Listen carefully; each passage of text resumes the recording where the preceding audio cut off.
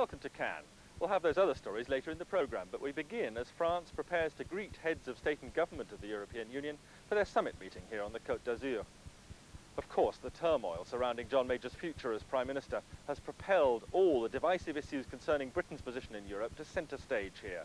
In particular, the role of the nation-state, as Europe considers the next steps towards economic and political integration. In this atmosphere of great uncertainty, I decided to take a sideways look at the future by visiting Europe's past, by meeting some of those whose hobby is the Europe of Napoleon Bonaparte. It was he, after all, who first talked of creating a United States of Europe. Thousands of enthusiasts for that period have just come together to mount a quite extraordinary reenactment of the Battle of Waterloo, fought 180 years ago in June 1815. Could that spectacular moment in our shared history, I wondered, still have any fresh lessons to teach? It was the most decisive single day of battle in Europe's history. At Waterloo, Napoleon's ambition to rule over a united Europe was finally destroyed. It might not look as if this lavish recreation has much to do with today's arguments over European integration. And yet I can't help thinking modern political attitudes among all Europeans are powerfully conditioned by our history. The enthusiastic warriors here have come in their thousands from all over Europe. They share an obsession with the Napoleonic period, but they're divided in their views of Europe's future, and in particular of Britain's part in it.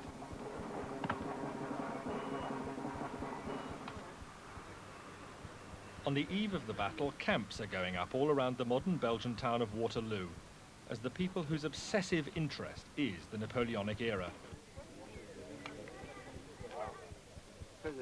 Jean-Michel Petit is typical. French estate agent doubling as member of the Emperor's Grande Armée, he's a committed European. For him, the defeat at Waterloo held up the integration of Europe, which Napoleon so much desired. Les ambitions de Napoléon étaient de vouloir créer l'Europe au sens des États-Unis d'Europe, c'est lui qui en parle lui-même, avec une uniformité au niveau des principes, au niveau des valeurs et des libertés pour tout à chacun, pour aller dans le même sens en ayant les mêmes moyens. Les conséquences pratiques, on aurait gagné 200 ans, à savoir qu'on aurait effectivement, comment dirais-je, les mêmes mesures, une même monnaie, les mêmes principes, tout en gardant son individualité.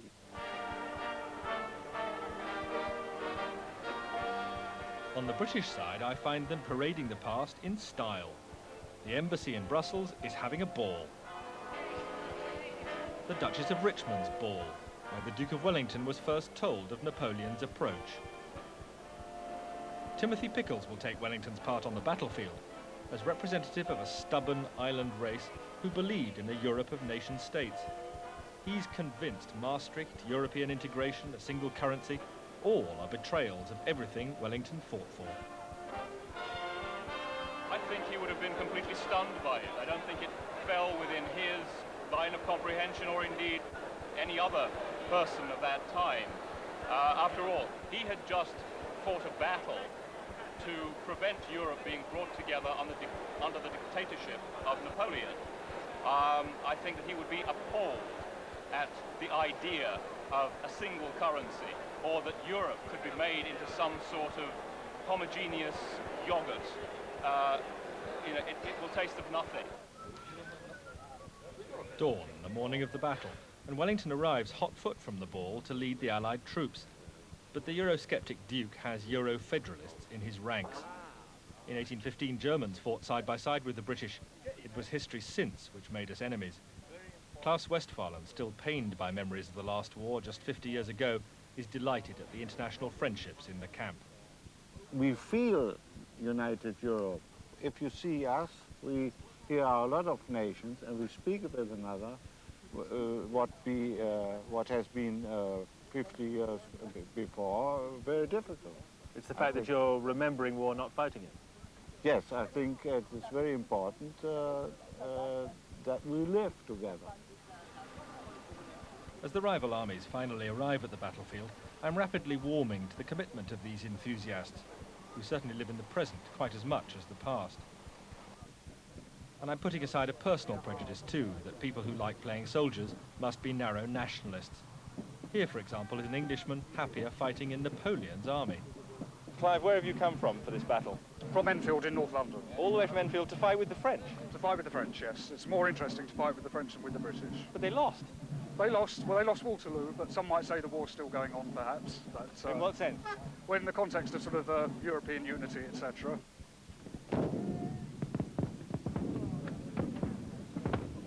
The battle itself I find completely absorbing. True, 3,000 soldiers have to play the parts of almost 200,000, but the sound and fury are still quite terrifying enough. For 3 hours, the French struggle to break the British lines. 2 things only are missing today.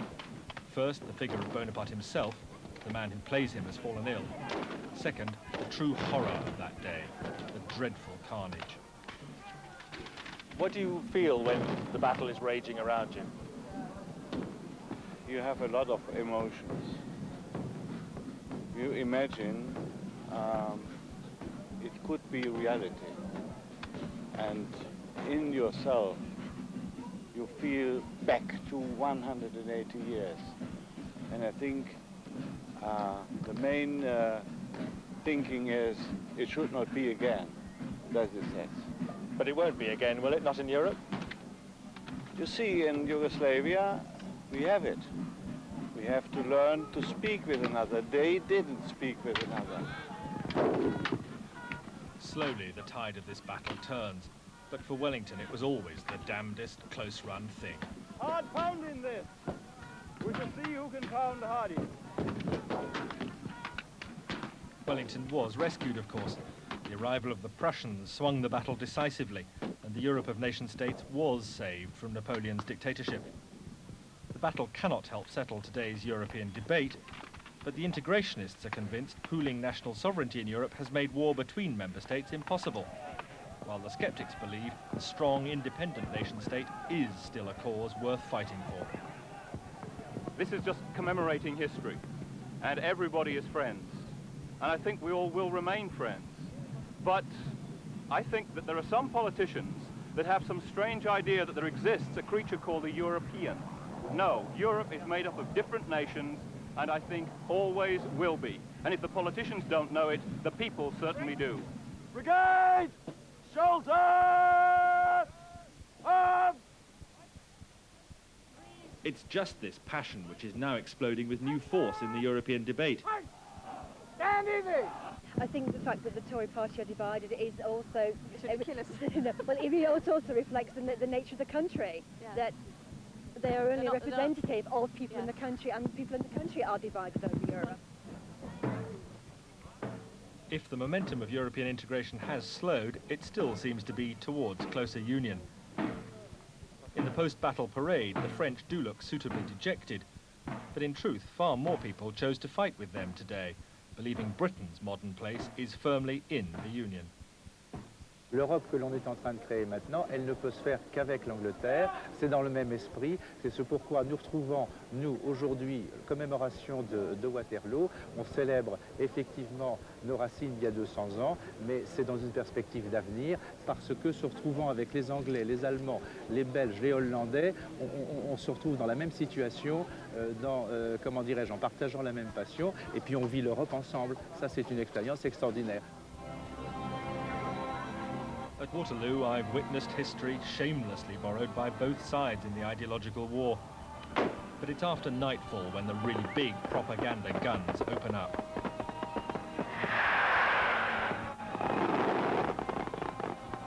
The Soleil-Lumière presents just one image of future harmony. It is Europe and her peoples safely enfolded in the European flag. But the intoxicating imagery cannot settle the political battles still to come. The summit leaders debate, is this a union being built on genuine popular enthusiasm or merely on fear of something worse?